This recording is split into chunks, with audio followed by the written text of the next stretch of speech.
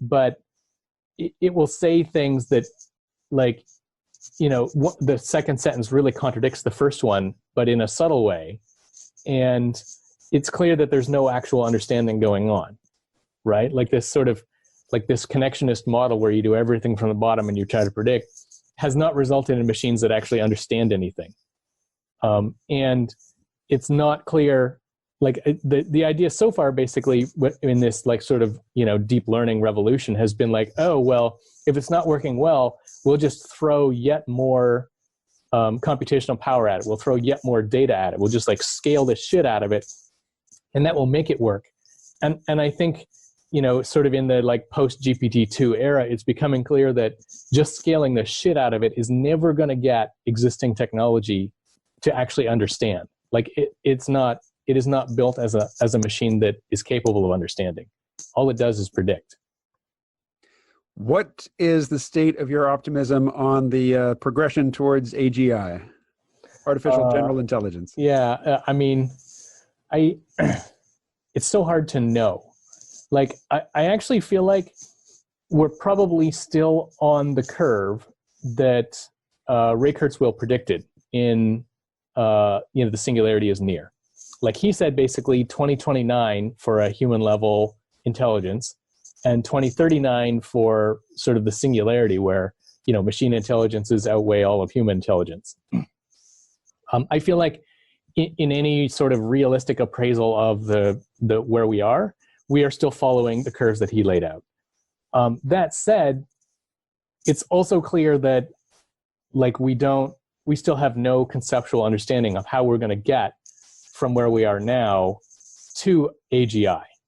Like we do not have sort of the theories of artificial mind or the mathematical formalisms that are going to get us there. We actually need the breakthroughs.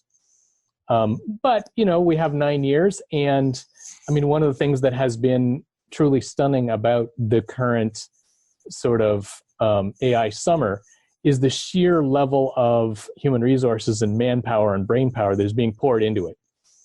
Tens of thousands of people have been hired to work on this stuff. There are very large research groups in dozens or maybe even hundreds now of organizations. Breakthroughs are happening. Lots of people are talking about limitations of the current method and ways to get around them. And so sort of the optimistic take is, yeah, we need some huge breakthroughs, but we're on the curve. We're applying the resources. We have every reason to think that, we're going to get there.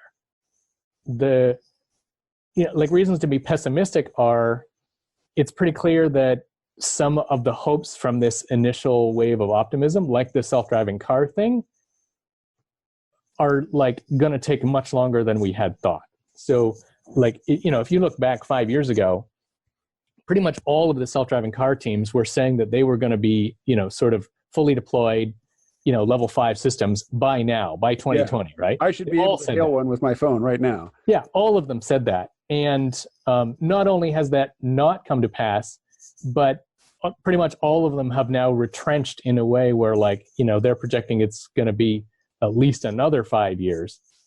And some researchers have now become very pessimistic that sort of like the current level of technology, which again, sort of, it's very similar to the GPT-2 thing. It's essentially a prediction system, right? Like it looks at images and it tries to predict where the cars are going to move. And then you sort of assemble some prediction systems with some like sort of control systems where you're trying to decide how to move your own vehicle. And there's just lots of people now who are pessimistic that a mere prediction system is ever going to be able to deliver a level 5 autonomous vehicle, because there are lots of things in driving where like you need to understand what the other thing that you're observing, the other driver, the other vehicle, the pedestrian, whatever it is, what that thing is going to do. Like you actually have to understand it, not just predict it, because the trouble with the prediction is like it's not great to say that, there's a 3% chance that the pedestrian is going to run out in front of me. Because if that's what your prediction is, you need to brake every time. And you can't brake every time with a level 5 autonomous system. You would be the most unreliable and dangerous driver on the road. And so what you need to do is actually understand the situations in which the pedestrian is actually likely to run out, right? And that requires you to understand human motivations, to have a theory of mind, and all this stuff that's like way outside the scope of what current machines are capable of doing. And so there's now this like sort of rising note of skepticism in the autonomous vehicle research area that current technologies are even going to get us there. And that didn't exist a few years ago. And so that's, like I said, this is a reason to think that, the reason to be pessimistic is like we need some serious breakthroughs. And there aren't really any signs that these breakthroughs are happening despite the massive amounts of, brain power and money and so on that are being thrown at the problem. And so, maybe it'll take longer than we think. Who knows? Maybe it won't happen at all. Yeah, well, I mean, I think if you zoom out to the scale of decades, it will happen. But, like if you're, for instance, Google's Venmo and you're spending, several $1 billion a year, the idea that you're not going to have a product for another 15 years, fuck, you would cut the purse strings right now. Like, there will be uses for the technology even as it exists right now. It does very well in controlled circumstances. So, shuttling people around airports, from the airport to the parking garage or whatever, or, around places where surprises are minimized. Yeah, that's true. I mean, there was, back when this self-driving stuff got started, like in the early 2010s, there were lots of people talking about sort of controlled highways and things. Mm-hmm. I haven't actually seen much of a resurgence in that kind of talk, but maybe we will, given that, like I said, the troubles it's encountering in sort of the open context. So you mentioned in passing the phrase AI summer. Would you unpack that? Oh, sure, yeah. So, I mean, really the phrase is AI winter, which is this thing that has happened periodically in AI research. Basically every 15 or so years, people will get sort of jaded about the prospects for artificial intelligence. There was lots of hype. It was going to do X, Y, and Z, and then it sort of fails to do X and Y. People get super jaded. And then all of the funding is pulled. And you sort of in classic, sort of capitalist boom bust things, you have a bust for a while, right? That's the AI winter. No money goes in because people are super discouraged about prospects. And then, there's a few skunk work teams that continue to plod on with no money because they passionately believe, but everybody else leaves. And, the most recent example of that was, Jeffrey Hinton and several other people, mostly in Canada actually, plotted on with neural nets for decades and then had a giant breakthrough with sort of the trainability of deeper nets and their success in things like image recognition in 2012 or so. And that's what sort of ignited the current AI summer where pioneering breakthrough results happened. Lots of money got dumped in, which resulted in more pioneering breakthroughs. And so even more money got dumped in. And that's sort of the wave we've been riding. But if you look back at the history, these waves are pretty much always followed by a bust of some sort.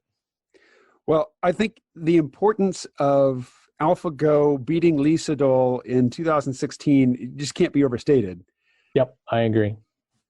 That basically took, enthusiasm for the 2012 breakthroughs and weaponized it. Basically, it created this competition between the Chinese and the rest of the world to see who would dominate the AI space. And so the US military, they can't stand down from that sort of threat to their dominance. So even, I think we're going to get sort of a artificially prolonged AI summer because it has been merged with an arms race, an arms race between nation states. Yeah, exactly. I've actually seen articles that talk about sort of the Lee Sedol, Go breakthrough as a sort of like a Sputnik moment for China, where they realized that shit, dog, we need to get into this with, trillions of yen or trillions of yuan. Yeah. And I agree that sort of, even if we do enter another AI winter now, I feel like the sort of the underlying, the supportable level of money that goes into this field will always be higher than it was because, this deep learning stuff, even though it may not work for things like, level 5 autonomous self-driving cars, it definitely is working in lots and lots and lots of other places. So all of the ad targeting bullshit that Facebook and Google do is now powered by this machine learning and it makes them fuck tons of money. That's going to continue as much as, we as citizens might hate it. Yeah. Yes. Well, we don't have time to get into the whole surveillance capitalism topic, but we live it. every We day. live it. Yes, we live it every day.